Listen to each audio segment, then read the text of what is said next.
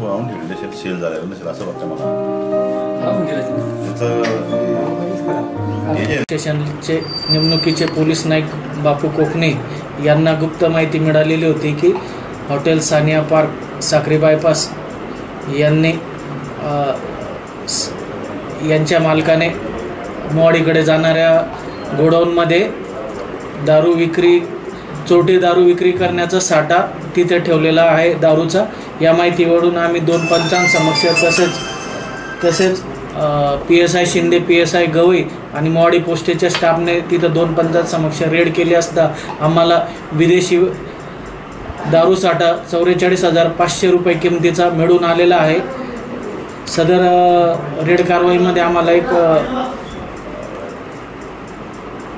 अल्पवयीन जो वेटर आहे सानिया पार्कचा त्याला आम्ही ताब्यात घेतलेला आहे आणि सानिया पार्क हॉटेलचे जे मालक आहे किशू शिंदे त्यांना आम्ही ताब्यात घेऊन अटक करून पुढील कारवाई करत आहोत.